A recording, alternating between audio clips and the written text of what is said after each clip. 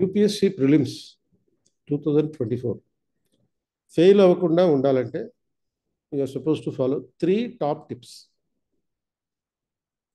So అంటే ఒక 4-5 అటెంప్ట్లు ఇచ్చిన తర్వాత కూడా చాలామందికి ప్రిలిమ్స్ క్లియర్ అవ్వట్లేదు. ఎందుకంటే ప్రిపరేషన్లో ఏదో మిస్ అవుతుంది. Either strategy of preparation is fault or application of knowledge in the exam hall is fault. అంటే ప్రిపరేషన్ వ్యూహంలో తప్పు ఉండొచ్చు, ఆర్ లేకపోతే మీరు ప్రిపేర్ అయినటువంటి నాలెడ్జ్ని ఎగ్జామ్ హాల్లో అప్లై చేయడంలో తప్పు ఉండొచ్చు. సో ఇటువంటి విషయాల మీద అవగాహన కల్పించడానికి రైజ్ ఆఫ్ ద ర్యాంకర్స్ అనే పేరుతో ఒక కార్యక్రమం నిర్వహిస్తున్నాం. 19th May 2024 morning 10 o'clock. So ఇందులో ప్రోగ్రాంలో యాక్టివిటీస్ ఏంటి అంటే యూపీఎస్సి ఫ్రీ ఫర్ ఫీమేల్ అనే ఒక ప్రోగ్రామ్ లాంచ్ చేస్తారు. ఆప్షనల్ సెలెక్షన్ స్ట్రాటజీ ఉంటుంది. Personal interaction with UPSC toppers, అంటే పర్టికులర్గా Aishwaryam Prajapati all India rank 10 and Dharani all India rank 250 వీళ్ళతోటి ఇంటరాక్ట్ అవ్వచ్చు.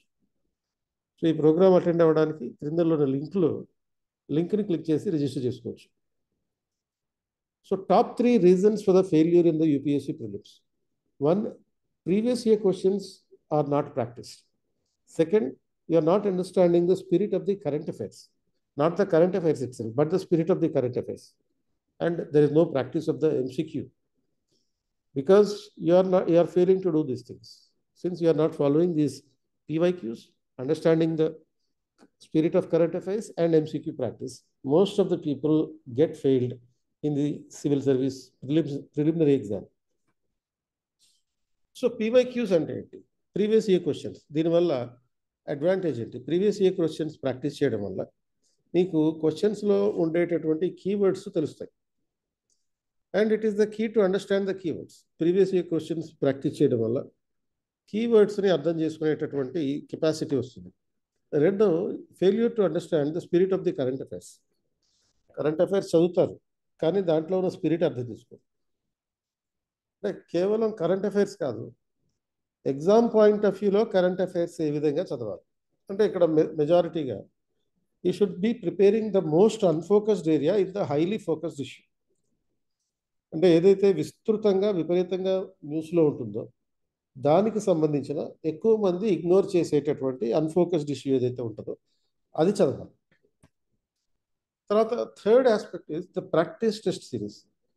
అంటే most of the candidates fail to register for a test series. Those who registered for the test series fail to attempt all the tests. అయితే అసలు test series రాయకపోవడం కానీ ఏదైనా test సిరీస్లో join అయినా పూర్తిగా దాన్ని ఫాలో కాకపోవడం కానీ రెండిట్లో ఏదో జరుగుతుంది.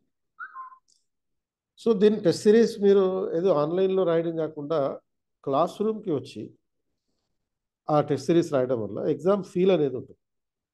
100 మందిలో కూర్చుని రాస్తే ఎంత సీరియస్గా ప్రతి ఒక్కరు రాస్తున్నారు, ఆ సైలెన్స్ ఎలా పాటించాలి, పిన్ డ్రాప్ సైలెన్స్ అంటారు చూడండి, ఆ టెస్ట్ జరిగే చోట పిన్ డ్రాప్ సైలెన్స్ ఏ విధంగా ఉంటుంది, అది యూపీఎస్సీ ఎగ్జామ్కి మన ఎకోసిస్టమ్కి యూపీఎస్సీ ఎగ్జామ్ ఎకోసిస్టమ్కి అడాప్ట్ అయ్యేటట్టుగా చేస్తుంది. So to get habituated to sit for 2+2 hours in the exam hall, you are suppose to practice the tests. అంటే యూపీఎస్సీ ఎగ్జామ్ ఆఫ్లైన్లోనూ పెడతారు.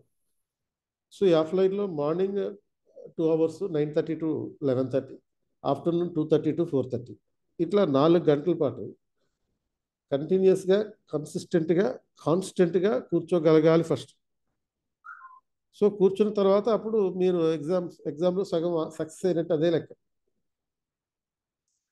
అండ్ దీనివల్ల you will be in a position to avoid the dependency on the elimination technique.